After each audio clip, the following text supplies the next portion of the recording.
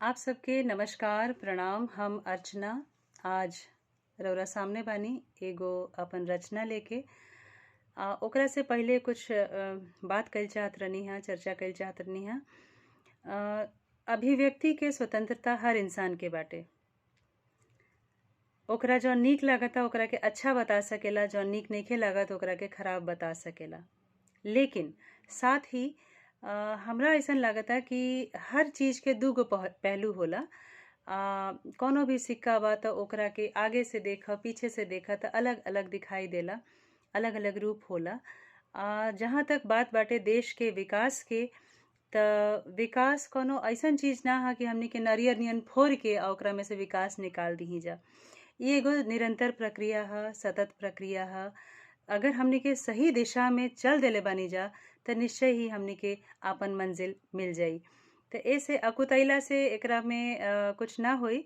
बस इ निगरानी जरूरी बा सब कर, जनता के इ आपन नजर रखे के बाटे कि हमनी के देश कौना दिशा में जा रहल बा, या जौन नीति निर्धारित हो रहल बा ओकरा में का सुधार के जरूरत बा।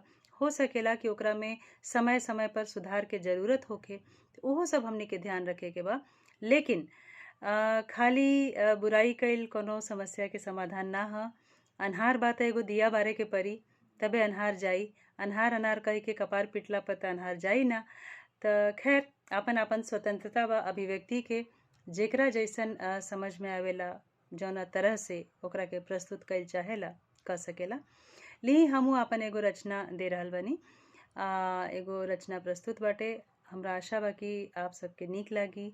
कैसन लागल हमार रचना हमरा के जरूर बताइब, काहे कि फिर आगे लिखे खातिर हमरा के उ एगो प्रेरणा रहेला।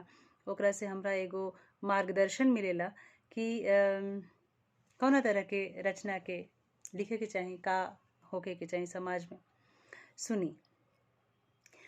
काहे अकुताइल बानी हई से, धीरे धीरे होई है विकास। काहे अकुताइल बानी हई से, धीरे धीरे होई है विकास। बीतल जाले गते गते रतिया, भोरवे में होई है प्रकाश। बीतल जाले गते गते रतिया, भोरवे में होई है प्रकाश। खेतवा के जोतल जाला, बिया तब बोअल जाला।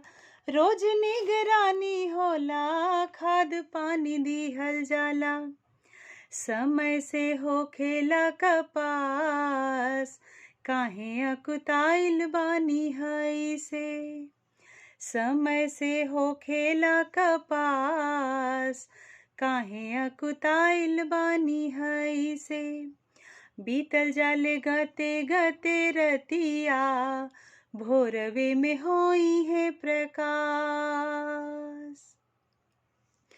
स्कूल बनल, घाट बनल, स्वच्छता के ठाट बनल। स्कूल बनल, घाट बनल, स्वच्छता के ठाट बनल। डिजिटल इंडिया से आस विश्वास बढ़ल। डिजिटल इंडिया से आस विश्वास बनल। माथा धुनी होई ना हताश। माथा धुनी होई ना हताश, भोरवे में होई है प्रकाश। माथा धुनी होई ना हताश, भोरवे में होई है प्रकाश। काहे अकुताइल बानी हई से, धीरे धीरे होई है प्रकाश।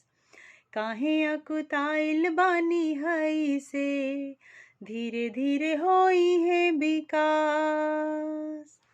और का भइल सुनी, का परिवर्तन आइल बा। स्टार्टअप के बहार आइल, लोगन के पुकार आइल। स्टार्टअप के बहार आइल, लोगन के पुकार आइल। स्टार्टअप काहे भारत में जरूरी बाटे।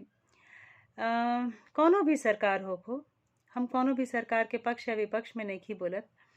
कोनो भी सरकार आओ, लेकिन भारत के जौन जनसंख्या के व्यवस्था बाटे, जनसंख्या जितना विस्फोटक बाटे, जितना अधिक बाटे, ओकरा के कैटर करे खातिर ओकरा के सब केहू के नौकरी दिहल कोनो सरकार के बस के नइखे। चुनाव में सब केहू आपन आपन वादा कर सकेला, लेकिन ई एगो आसान काम नइखे। धरातल पर यदि हमनी के देखी जा त सबके रोजगार दिहल शायद संभव नइखे। ओही के एगो सब्स्टिट्यूट के रूप में, एगो विकल्प के रूप में स्टार्टअप के बहुत ज़्यादा प्रमोट कइल जाता। स्टार्टअप एगो ऐसन चीज होई जौना में कि आदमी खुद त अपना खातिर रोजगार त पैदा करबे करी, साथ ही ऊ केहू से रोजगार ना मांगी और 4 गो लोगन के रोजगार दे सकेला। तो एसे भारत खातिर स्टार्टअप एगो बहुत अच्छा दिशा बाटे। स्टार्टअप के बहार आइल, लोगन के पुकार आइल, बेटा बेटी सभे पढ़े, ज्ञान के भंडार आइल। हाईवे के होखता निर्माण, दूरी अब होखे लागल पास। हाईवे के होखता निर्माण, दूरी अब होखे लागल पास। काहे अकुताइल बानी हई से, धीरे धीरे होई है विकास। बीतल जाले गते गते रतिया, भोरवे में होई है प्रकाश। देश के आंतरिक विकास त जरूरी बढ़ले बाटे, लेकिन विश्व स्तर पर भारत के छवि कैसन होखे या हमनी के पड़ोसी के सामने हमनी के स्थिति कैसन बा, इहो बहुत जरूरी बा। सुनी। सर्जिकल स्ट्राइक भइल, पड़ोसी डेराइल। सर्जिकल स्ट्राइक भइल, पड़ोसी डेराय गइल। गलवान घाटी पर चीनिया घेराय गइल। गलवान घाटी पर चीनिया घेराय गइल। दुनिया में मान बढ़ल और सम्मान बढ़ल। दुनिया में मान बढ़ल और सम्मान बढ़ल। यूएनओ में हिंदी के झंडा गड़ाइल। यूएनओ में हिंदी के झंडा गड़ाई गइल। चहुओरी होखता उजास, चहुओरी होखता उजास।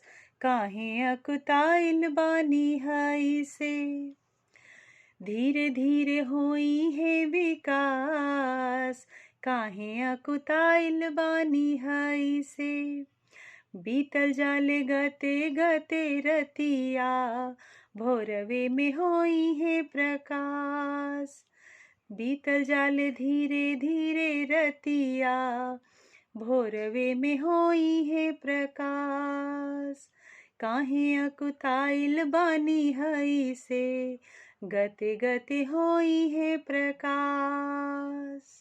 बहुत धन्यवाद। सुनी बताई हमरा के कैसन लागल हमार रचना। नमस्कार।